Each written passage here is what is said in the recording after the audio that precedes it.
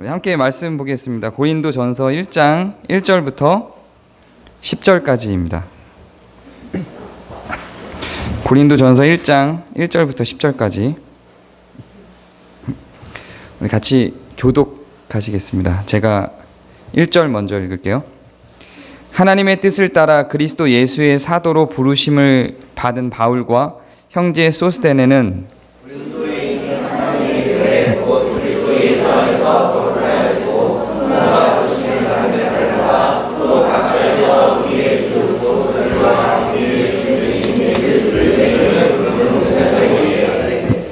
하나님 우리 아버지와 주 예수 그리스도로부터 은혜와 평강이 있기를 원하노라.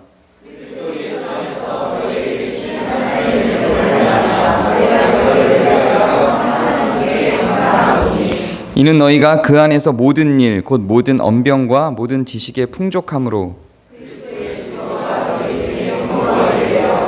너희가 모든 은사의 부족함이 없이 우리 주 예수 그리스도의 나타나심을 기다림이라.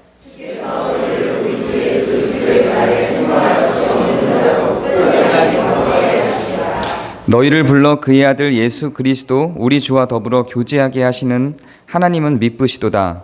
형제들아, 내가 우리 주 예수 그리스도의 이름으로 너희를 권하노니 모두가 같은 말을 하고 너희 가운데 분쟁이 없이 같은 마음과 같은 뜻으로 온전히 합하라. 아멘. 네. 이제 드디어 성경 본문으로 들어갑니다. 지금까지 한 1년 몇 개월에 걸쳐서 제가 달려왔던 길은 성경 본문이 아니라 조직신학이라고 한 어떤 신학적 체계를 정리해서 여러분과 나눴던 겁니다. 주제별로. 네, 오늘부터는 이제 아예 성경 본문 속으로 들어가서 본문을 하나하나 살펴보게 됩니다. 그래서 각 권의 성경을 보기 위해서는 그 각 권의 성경의 배경도 좀 아는 게 도움이 됩니다. 몰라도 상관없는데 도움이 되기 때문에 오늘은 고린도 전서에 대한 배경을 잠깐 설명하고 좀 지나가고자 합니다. 고린도라고 하는 지역은 바울이 아덴을 전도한 이후에 전도를 진행했던 곳입니다. 그래서 그 아덴이 여러분이 알고 있는 아테네고요. 성경엔 아덴으로 되어 있고요. 그 바로 밑에 고린도가 있습니다. 그래서 굉장히 부유한 곳이었고 바울이 개척을 하고 목회했던 곳으로서도 가장 성공한 목회를 했던 곳이기도 합니다. 그래서 수적으로도 또 혹은 어떤 신앙의 수준에 있어서도 가장 많은 성장을 보였던 곳으로 평가받는 곳이기도 합니다. 또 디모데 전후서도 성경에 있죠. 그 디모데가 목회했던 곳이기도 합니다. 그래서 고린도는 그 초대교회 역사에 있어서도 굉장히 깊은 전통이 있는 곳입니다.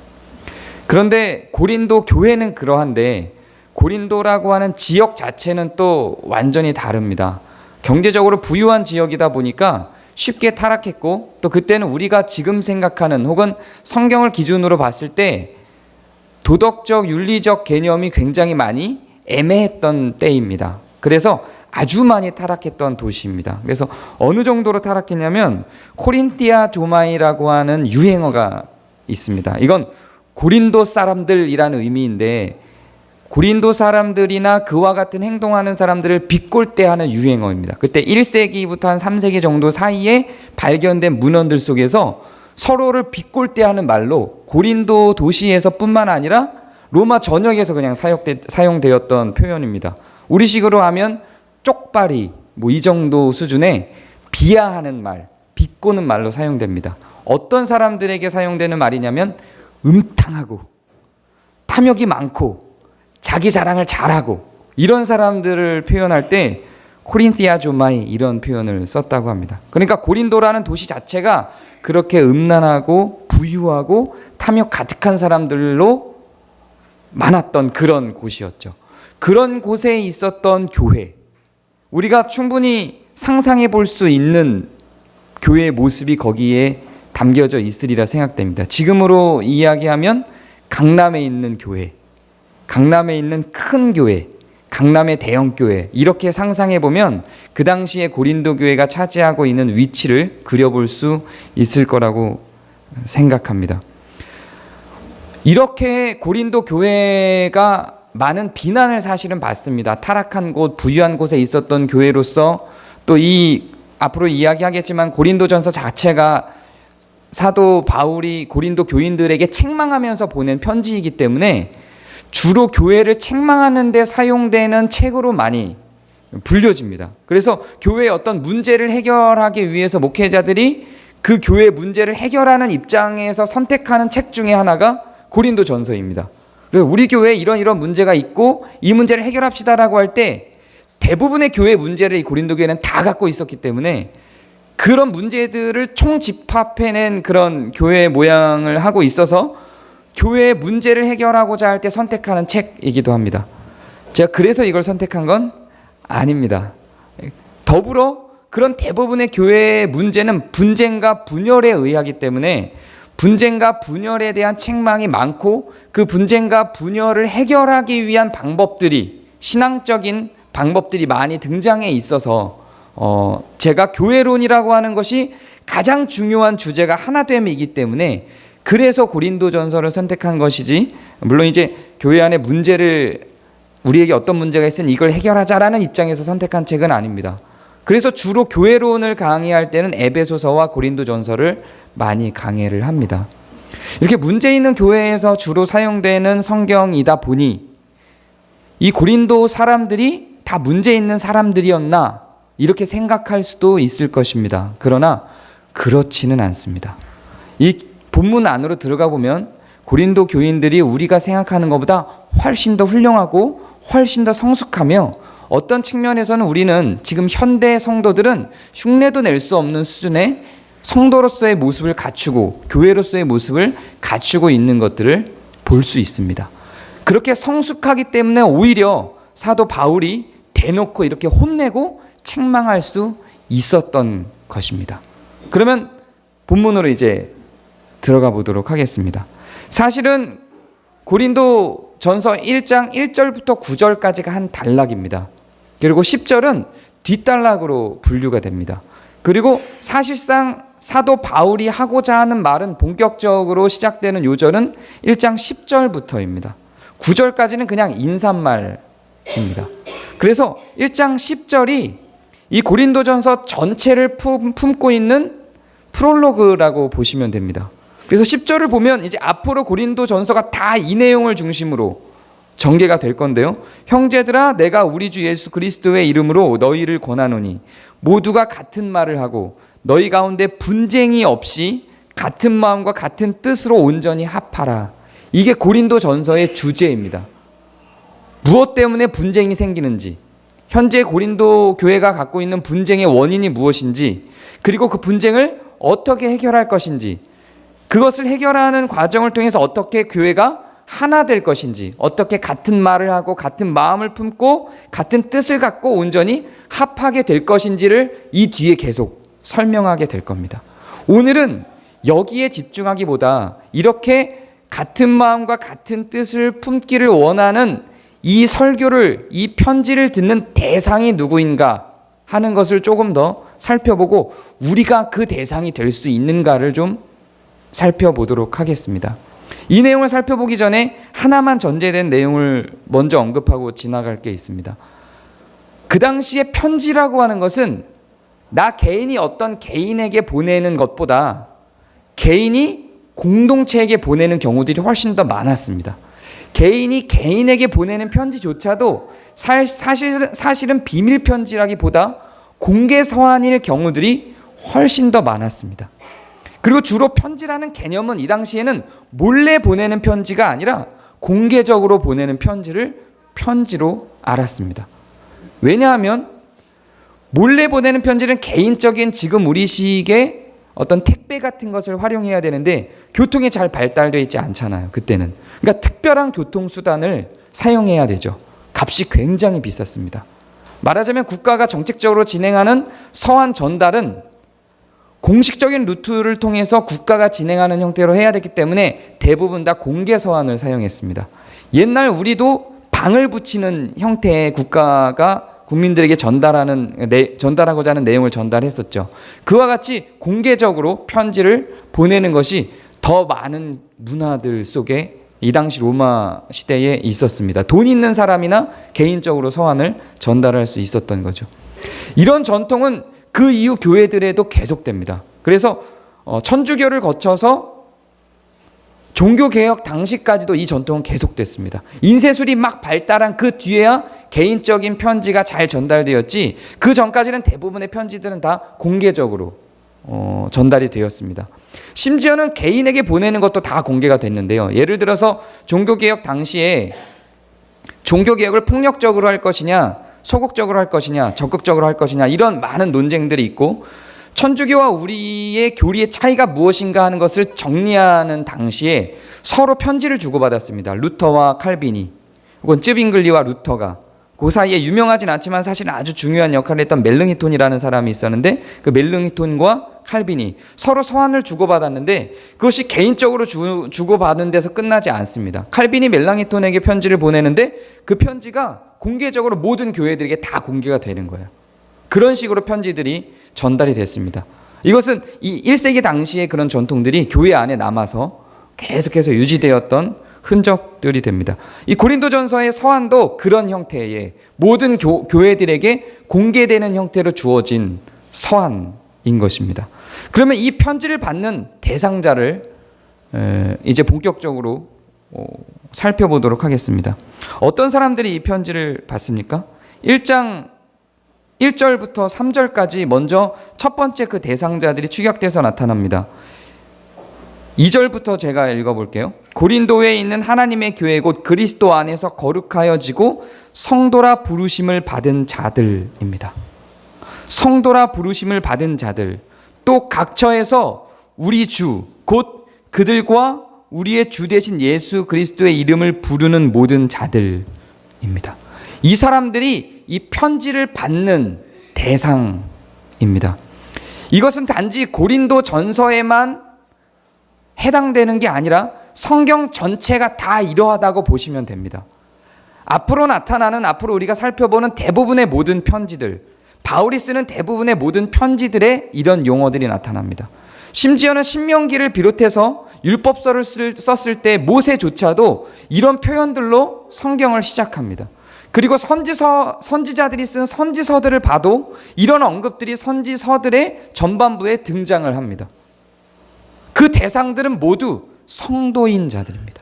하나님을 알고 믿는 자들입니다. 그리스도를 주로 섬기고 있는 자들입니다. 이러한 자들이 성경의 소리를 듣는 자들입니다. 성경에 나타난 하나님은 물론 이 세상뿐만 아니라 전 우주를 창조하신 분이고 우주의 주인이심을 부정할 수 없습니다. 너무 명백한 사실입니다. 그러나 성경이 주어진 대상은 성도들입니다. 그리스도께로 나아온 사람들입니다. 그것을 우리가 놓치면 안 됩니다. 우리가 자주 하는 실수가 있습니다. 성경의 내용을 적용시키기를 성도가 아닌 자들에게 적용시키거나 그리스도 앞으로 나오지 않는 자들에게 적용시키려고 시도하는 잘못된 시도들이 계속해서 교회 안에 나타납니다. 그래서 싸움이 됩니다. 교회가 세상을 향해서 자꾸 성경에 있는 교리, 기독교 교리를 갖고 정죄하고 비판합니다. 그렇게 하면 안 되는 겁니다. 우리에게서만 통용되고 우리가 동의한 내용들이 있는데 그것을 성도가 아닌 자들이 적용시켜서 비판하기 시작하면 싸우자는 이야기입니다. 극단적으로 가면 저는 이런 모습도 본 적이 있어요. 주일날 장사를 하는 분이 있었습니다. 실제로 제가 경험한 거예요. 주일날 장사를 하는 분이 있었는데 그 장사가 잘 안 돼요. 근데 교회 권사님이 그 장사하시는 분에게 가서 전도를 하려고 시도를 해요. 왜 이렇게 장사가 안 되지? 이러니까 주일날 교회 안 나와서 그래. 이런 반응들이죠. 작게는 이러합니다. 작게는 이러하고 더 나아가서는 국가 정책에 반영하도록 시도하는 것들도 그렇습니다. 그런 것들도 종교 생활에 관련된 기독교인들이 성도로 모인 자들 안에서 통용되는 언어와 그런 가치와 그런 사상과 교리로 자꾸만 국가 정책 속으로 그것을 반영시키려고 하면 싸우자는 이야기입니다. 그래서 기독교가 유리하도록 정책에 반영시키고 불교가 불리하게 정책을 유도하는 운동을 자꾸 교회가 하는 겁니다. 그러면 우리는 싸워서 이겨야 되고 우리 가슴을 막 끌어오르고 뜨겁게 만들죠. 성경적이지 않습니다. 그렇게 하는 거 아닙니다. 오히려 양보하는 게 더 좋아요. 불교인들한테 좋게. 그렇게 가는 게 훨씬 더 성경적입니다. 어떻게든지 기독교인들이 더 좋은 조건을 확보하기 위해서 싸우려고 하는 그 의지 자체가 문제가 있는 의지입니다. 성경이 전달되는 대상은 성도이며 그리스도 앞에 나온 자들이며 하나님의 이름을 부르는 자들입니다. 이 성경을 내 삶의 중심으로 받아들이기로 결단하고 나온 자들입니다. 그것은 우리에게 적용되는 것이고 세상의 빛과 소금이 되는 것은 그들에게 이렇게 살도록 이것을 적용시키도록 강요하고 강조하는 것이 아니라 우리가 그들 앞에서 세상 속에서 우리가 빛이 되고 소금이 되어 이 말씀대로 살아가는 모습을 보여주는 겁니다.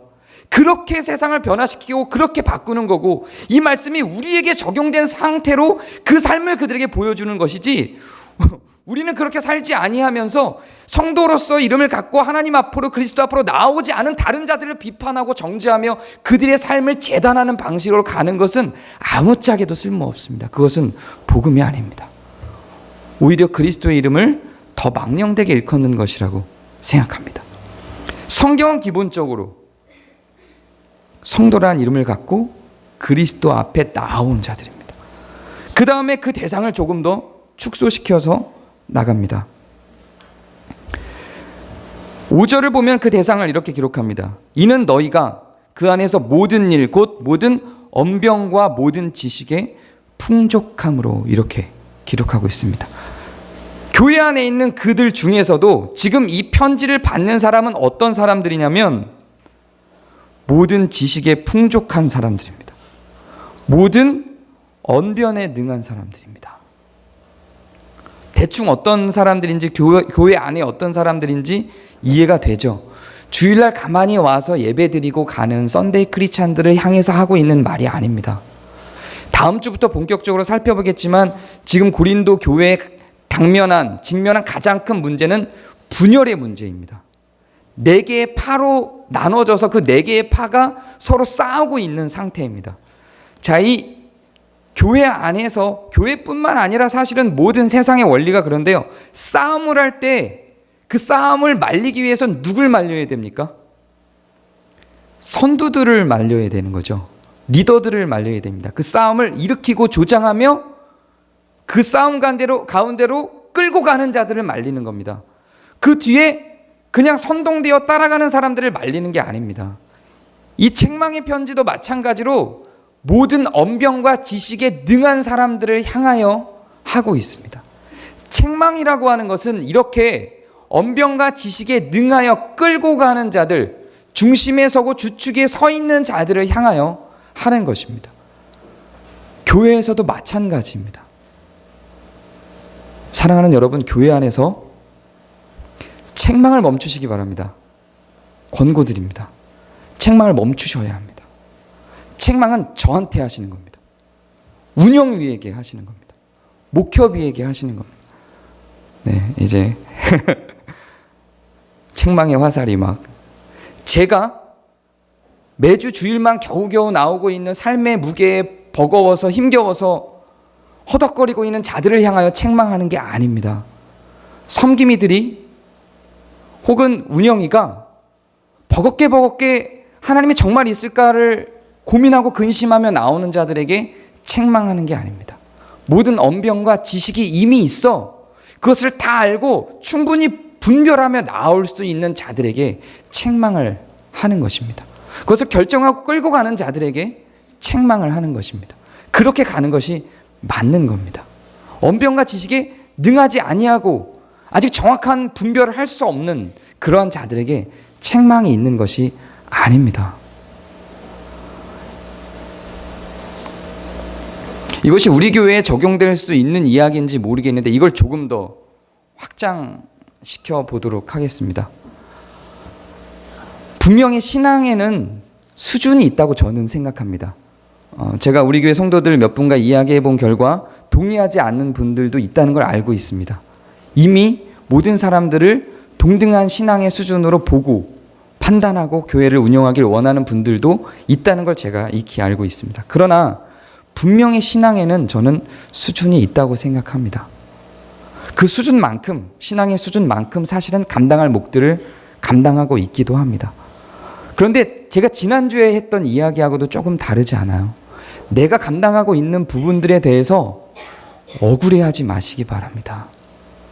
그게 감당할 수 없으면 충분히 내 수준이, 내 지식이, 내 언변이 내가 그걸 감당할 만한 수준이 아닌 걸 인정하고 그냥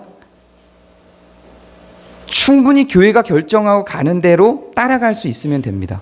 그리고 의견을 제시할 수 있으면 됩니다. 그리고 결정된 대로 갈 수 있으면 됩니다. 그리고 옆에 있는 다른 더 연약한 사람이 아니라 저를 책망하면 됩니다. 운영위원들을 책망하면 됩니다. 목협의를 책망하면 됩니다. 전에 제가 성도민주주의 얘기했을 때 잠깐 언급한 것처럼 민원을 제기하면 되는 겁니다. 다른 누군가를 나는 이만큼 하는데 너는 왜 못해라고 핀잔을 주거나 같이 걸어가고 있는 함께 버거워하는 자들을 향하여 원망하면 안 됩니다. 그럼 교회는 서나갈 수 없습니다. 제가 알고 있는 한 목회자, 제가 아주 존경하는 동기인데 아주 존경하는 목회자가 있습니다. 광주에 하늘 품은 교회라는 교회가 있어요. 네, 하늘 품은 교회. 하늘 품은 교회. 그러니까 줄여서 하품교회 뭐 이렇게도 부릅니다. 거기는 그 네 가정과 한 목사님이 개척을 했습니다. 그리고 그 개척한 전도의 대상은 장애인들, 그 노숙자들, 주변의 트랜스젠더들, 소수자와 소외된 자들, 창녀들, 이런 분들이 그 교회의 주 전도 대상입니다. 그리고 그렇게 전도를 해서 점점 교회가 성장을 했어요. 여러분, 저도 예전에 전도를 아주 잘하고 많이 한 적이 있다고 했었죠. 저도 주 대상이 그러한 분들이었어요. 제가 많이 한 전도는 대체로 그러해요. 전도가 더 잘 되죠. 그분들은 오히려 교회에 오는 걸 미안해하기도 합니다.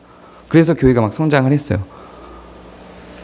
그래서 그분들로 교회가 점점 가득 차졌습니다. 그런데 처음에 같이 열심 있는 마음을 갖고 시작했던 그 네 가정이 다 떠났습니다. 교회는 막 성장을 해요. 근데 그러한 분들로만, 일할 수 없는 분들, 언변에 능하지 못한 분들, 지식이 없는 분들로, 교회에 손을 쓸 수 없는 분들로만 가득하고, 이제 그 네 가정은 그것을 감당하다 보니까 더 이상 못 버티고 초반에는 이제 부딪히는 거예요. 싸우는 거예요. 그래서 자꾸 핀잔을 주는 거죠. 이제 교회 나온 지 1년 되고 2년 됐는데 아직도 내가 데리러 가야 되고, 그러한 상황에서 이 내 가정은 막 너무 힘이 드는 거예요. 그래서 이제 혼을 내고 그 사람들을, 이제는 1년이나 됐는데 당신이 올 때가 됐지 않냐, 아직도 내가 당신을 데리러 가야 되고, 아직도 내가 밥을 나 혼자 해야 되고, 너도 지금 밥을 좀 해야 되지 않냐, 이런 상황들이 발생하는 거죠. 발생할 만하지 않겠어요? 70명 80명 늘어났어요. 그 네 가정이 모든 요리와 교회 청소와 다 감당하는 거예요. 심지어는 차량 운행까지. 몸이 불편한 분들이 많기 때문에 차를 갖고 막 운행해서 다 모셔갖고 와야 되고 이런 거죠. 그래서 그분들과 이 네 가정이 싸움이 딱 붙은 거예요. 왜 우리만 해야 돼? 이렇게. 이제 니네도 할 만하지 않아? 근데 목사님은 당연히 약한 사람들의 편을 들고 이 네 가정을 책망했죠. 그리고 이 네 가정은 떠나고 이제 그분들만 남아서, 이제 이 목사님이 차량 운행 다 하고 청소하고 이거 다 혼자 다 감당해야 되는 상황이 된 거예요. 그러면서 그 당시에 제가 만났는데 빨리 천국 가고 싶어. 정말로 빨리 천국 가고 싶어. 그리고 이런 사역이 소문이 좀 나서 어떤 교회에서 청빙이 왔어요. 그래서 저한테 전화가 와서, 야, 나 청빙이 왔어. 그리고 한 2주 뒤에 다시 전화가 와서, 안 가기로 했어. 청빙이 와서 이제 헌금도 못하죠. 다 장애인 노숙자들 헌금도 못하죠. 이 사람들한테 오늘까지만 저희 예배하고 이제 교회 해체합니다를 말하려고 딱 강단에 섰는데 그 느낌이 어떤지 이해가 되시죠? 못 그만두는 거예요. 예. 책망을 못하는 거예요. 이게 제가 너무 극단적인 표현을 썼지만 잘할 수 없는 사람들이 있어요. 교회 안에. 내 신앙이 성장했고 내가 봉사를 많이 할 수 있다고 해서 다 그럴 수 있다고 생각하면 안 됩니다. 10년을 20년을 교회 예배 나오는 것만으로도 버거운 분들이 있어요. 화나죠. 나는 지금 쟤랑 같이 나왔는데 나는 이만큼 성장해서 난 지금 청소도 하고 밥도 하고 지금 성경 공부 리더도 하고 있고 성기미도 하고 있고 이렇게 쟤는 나랑 같이 나왔는데 왜 아직도 맨날 저걸 받기만 해라고 하면 안 되는 겁니다. 그분들은 그렇게 그냥 받으셔야 되는 거예요. 교회는 그런 곳입니다. 그래서 여기도 이 책망의 대상이 누구냐면 모든 언변과 모든 지식에 풍족한 사람들이에요. 그렇게 되는 겁니다. 그리고 그 사람들에 대해서 어떤 축복을 이야기하고 있냐면 뭐 돈을 많이 번다든가 부유해진다든가 이런 걸 이야기하고 있는 게 아니라 그리스도의 날에 책망할 것이 없는 자로 견고하게 이끌어 가신대요. 이게 뭔 얘기일까요? 책망할 이러한 자들에게 복이 있을지어다. 집도 두 채가 생길 것이고 벤츠를 끌 것이며 이러면 할만하잖아요. 책망할 것이 없는 자로 견고하게 하시겠대요. 이러한 자들에게 더 죽으라는 거죠. 네, 이제 더 훈련받고 이제는 어떤 게 들어와도 내가 다 감당할 수 있는 온유한 자로 세워 가시겠다 이런 이야기예요. 그리고 또 다른 마지막 조건이 9절에 나옵니다. 그의 아들 예수 그리스도 우리 주와 더불어 교제하게 하시는 하나님. 그리스도와 교제하는 사람들이에요. 그리스도와 동행하는 사람들이에요. 이런 사람들이 지금 다 칭찬인 것 같죠? 막 칭찬을 해준 것 같죠? 자, 얘들아 들어봐. 성도로 부르심을 입은 자들아 잘 들어. 모든 언변에 그리고 모든 지식에 뛰어난 자들아 잘 들어. 그리스도께서 마지막 날에 아주 경고케 하실 너희들 잘 들어. 그리스도와 더불어 교제하고 있는 너희들 잘 들어. 처음에는 야 우리가 칭찬을 받는구나. 우리가 이런 자들이지 라고 하면서 그래 나는 그러한 자야 딱 뿌듯하게 생각하고 있는데 그 다음 주부터 시작될 이제 책망이 들어가는 겁니다. 너희들 이렇게 이야기하는 여기에서 나는 그러지 못하는데 나는 그리스도와 동행하지 못하는데 나는 경고하지 못한데 이 편지를 읽을 때 나는 경고하지 못한데 나는 그리스도와 동행하지 못한데 나는 지식에 풍성하지 못한데 나는 언변에 풍성하지 못한데 나는 성도로 부르심 받아서 그리스도 앞으로 나아가기로 결단하지 못하고 있는데 이러한 사람들은 이 책망이 그들을 향한 게 아닌 거예요. 그래서 이 사람들은 자유로워요. 이 책망으로부터. 그래 나야. 이 자리에 내가 있어. 이 처음 인사 때 나한테 하는 인사구나 라고 여겨진 사람들에게 이 책망이 시작되는 겁니다. 여러분 이 조건들 속에서 여러분은 어느 자리에 계십니까? 자, 이렇게 얘기하고 나니까 나는 언변 없어. 나 지식 없고 자, 나 동행하지 않아. 자, 됐어. 이렇게 괜찮아요. 괜찮습니다. 본인 스스로 그것을 확인하고 알 수 있어요. 유난한 겸손을 떨 필요도 없어요. 우리 앞에서 서로에게 나는 언변과 지식이 있어요. 그리스도에 대한 난 성경 이만큼 알아요. 라고 굳이 얘기할 필요 없어요. 그냥 본인이 알잖아요. 교회 다닐 만큼 다녔고 이제 성경 본문 피면 누군가 그러더라고요. 자기도 40분이면 목사님 설교를 저한테 한 얘기는 아니고 40분이면 목사님하고 똑같은 설교를 준비할 수 있다고. 본문 딱 피면 이 내용 이제 이렇게 전개되겠지. 그래 내 생각이 맞았어 할 정도의 수준에 이르신 분들 그런 분들에게 향한 이렇게 하니까 또 적용이 또 확 되나요? 그런 분들에게 향한 책망입니다. 이제 앞으로 고린도전서 본문 자체가 그렇게 가고 있기 때문에 불가피하게 책망을 하게 될 겁니다.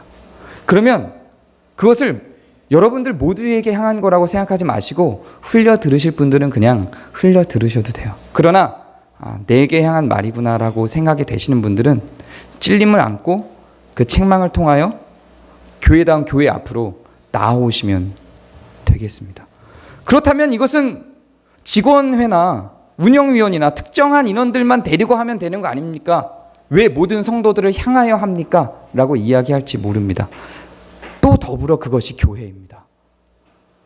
성경이 모든 대상들을 향하여 이야기하고 있지 않습니다. 예를 들어서 성경이 구약시대의 11조를 이야기할 때 11조가 고아나 과부에게는 해당 사항이 없다 그랬죠. 수입이 있고 그 고아 과부를 책임지도록 요청받을 만한 대상들을 향해서 요청하고 있는 내용이라고 이야기한 것처럼, 그러나 그렇다고 해서 그 율법이 읽혀지고 가르쳐질 때 고아나 과부는 배제돼서 그들은 안 배울까요? 그러지 않는다는 얘기죠. 교회의 어떠함과 교회가 어떻게 진행되는지에 대해서는 이 안에 해당되지 않는다 할지라도 서로를 알게 됩니다. 그래서 누가 얼마나 헌신하는지, 내가 어떤 혜택을 입고 있는지, 교회 공동체에서 그 지체가 맡은 역할이 뭔지, 서로 어떻게 연합되어져 가는지를 확인하고 함께 걸어갈 수 있게 되는 겁니다. 그런 의미에서 누군가는 찔림으로, 누군가는 감사로 앞으로의 고린도전서의 내용들을 듣고 알고 가게 될 것입니다.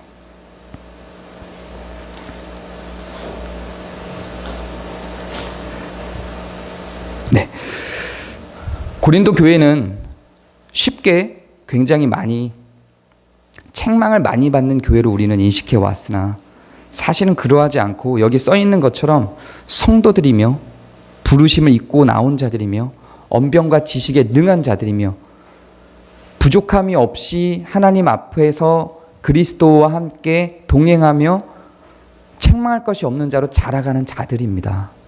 충분히 우리가 볼 때도 충분히 멋진 성도들로 구성되어 있는 교회입니다. 그렇기 때문에 오히려 바울이 맘 놓고 책망할 수 있었던 것입니다.